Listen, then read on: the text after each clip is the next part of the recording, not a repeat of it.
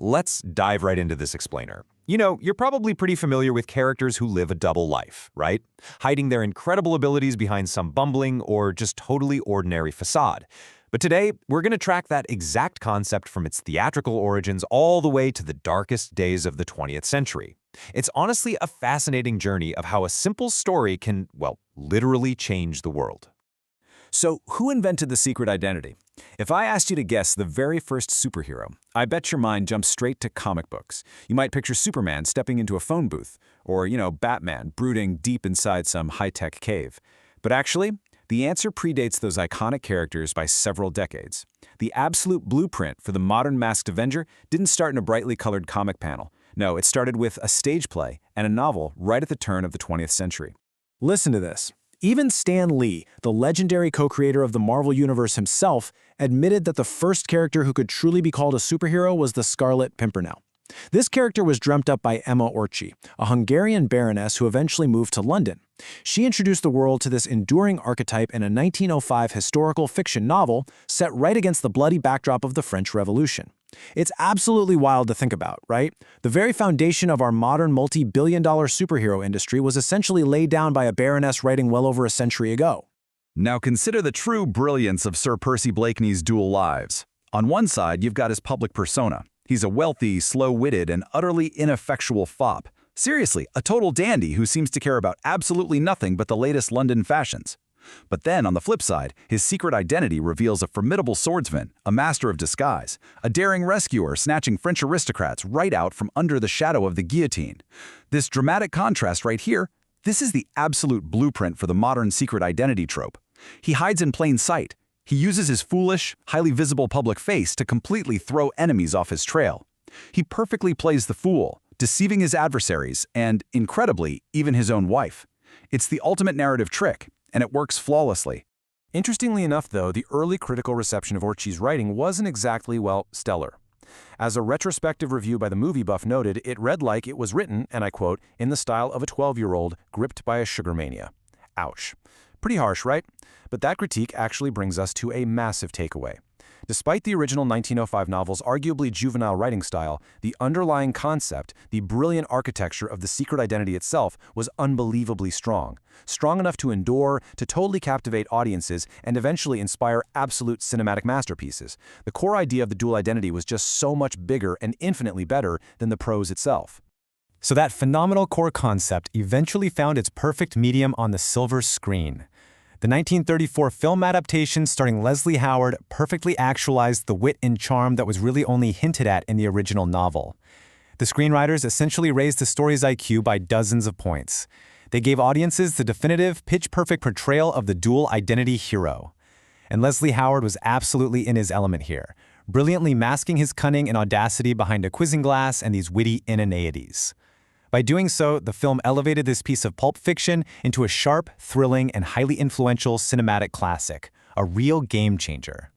Let's trace how this all builds across the timeline. It reveals something pretty remarkable.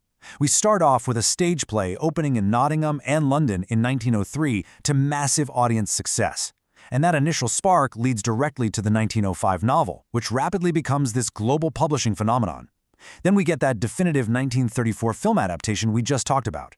But things take a profound turn in 1941 with the release of a film called Pimpernel Smith, also starring and directed by Leslie Howard. This film completely lifted the 18th century hero and updated him for the darkest days of World War II. It featured an absent-minded archaeology professor smuggling persecuted scientists out of Nazi Germany right under the noses of the Gestapo. The franchise had evolved, you see. It went from pure historical romance into actively confronting contemporary real-world tyranny. And this is where the story shifts from mere entertainment to profound, real-world impact. This fictional pop culture moniker was actively adopted by or assigned to some incredibly brave figures saving thousands of people from brutal regimes. We see individuals like Donald Caskey, forever known as the Tartan Pimpernel, or Varian Fry, the American Pimpernel. Monsignor Hugh O'Flaherty became the Scarlet Pimpernel of the Vatican, while figures like Harold Edelstam and Nelson Mandela were both known as the Black Pimpernel. These real-world heroes use the exact same tactics popularized by the fiction. We're talking disguises, safe houses, incredibly complex secret networks, all to fight back against the Nazis and apartheid.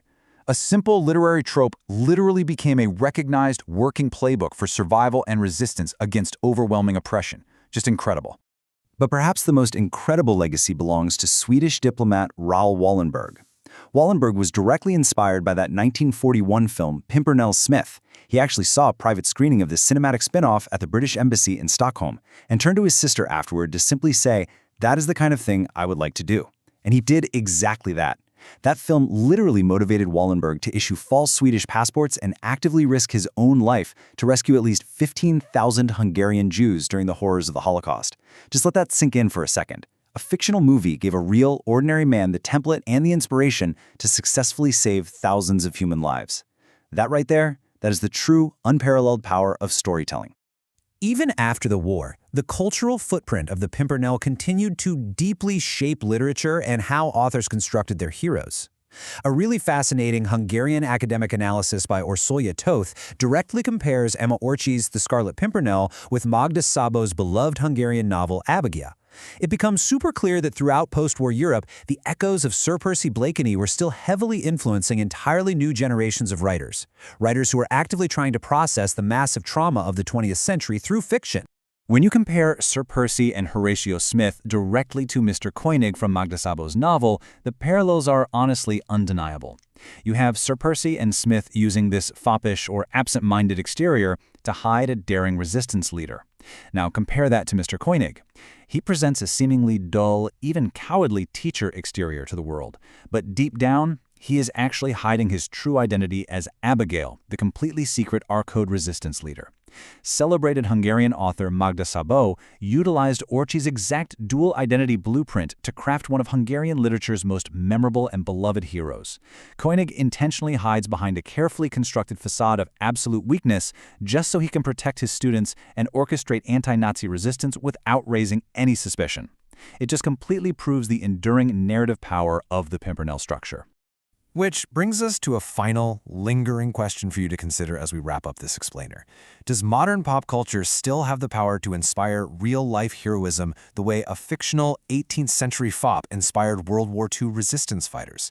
We've seen how a thrilling adventure story written purely for entertainment birthed the entire superhero genre, gave real-world rescuers a tactical blueprint, and ultimately inspired a man to save tens of thousands of lives. It really makes you wonder about the media we consume today, doesn't it? What stories are planting the seeds for the heroes of tomorrow? Thank you so much for joining me today. Keep questioning, keep learning, and I'll see you next time.